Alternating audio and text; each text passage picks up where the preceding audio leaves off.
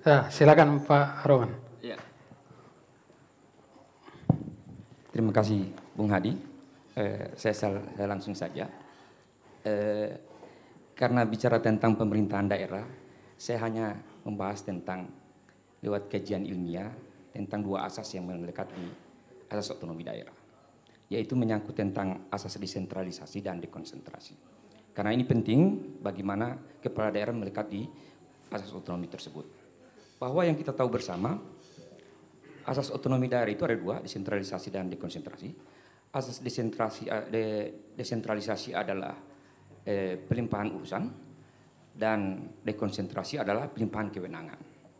Nah, saya melihat bahwa kalau lewat kajian-kajian ilmiah yang pernah saya bahas bersama teman-teman, bahwa sebenarnya provinsi ini sebenarnya tidak ada. Provinsi ini sebenarnya tidak ada. Karena mereka tidak punya wilayah. Yang punya wilayah adalah kabupaten kota. Maka kedudukan provinsi itu hanya adalah pelimpahan pemerintahan pusat yang ada di daerah. Maka benar apa yang dilakukan oleh pemerintah pusat. Gubernur adalah ditunjuk, bukan dipilih. Karena mereka tidak punya wilayah. Bagaimana kedudukannya? Menyangkut tentang teknis pelaksanaannya. Maka yang ada di pemerintahan adalah hanya biro-biro.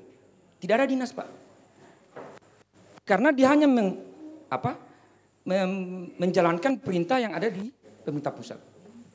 Dia hanya akan menjadi channeling apa yang menjadi perintah pusat di daerah. Karena ini adalah pelimpahan kewenangan. Menyangkut tentang desentralisasi itu ada di kabupaten kota.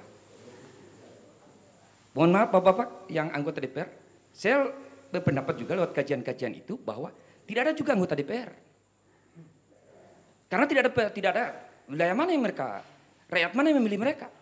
Rakyat memilih di wilayahnya, yaitu kabupaten kota. Mungkin ini agak melenceng Pak Hadi, tapi ini harus saya katakan karena ini adalah kajian ilmiah.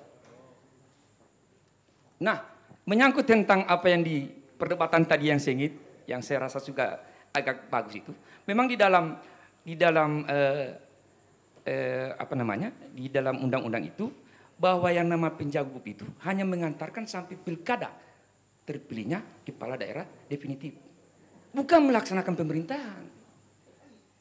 Tapi yang terjadi pada kita ini nantinya 1 tahun, 2 tahun sampai 1,5 tahun adalah menjalankan pemerintahan.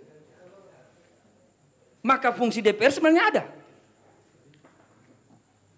Secara aturan tidak dijelaskan secara implisit bahwa ada tertulis bahwa apa kewenangan penjagob.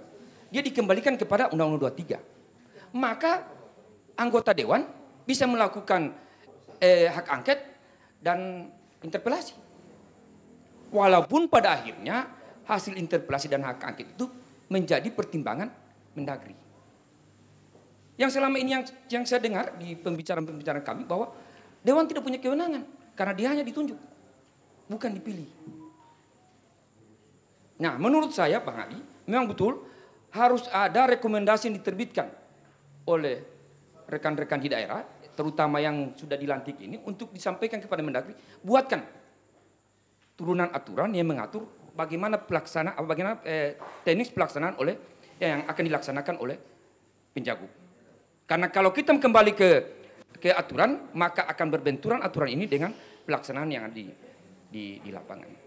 Ini mungkin dari saya Bang Hadi, cuma sekedar ini saya sampaikan, tapi mungkin ini yang boleh saya sampaikan. Terima kasih. Assalamualaikum warahmatullahi wabarakatuh.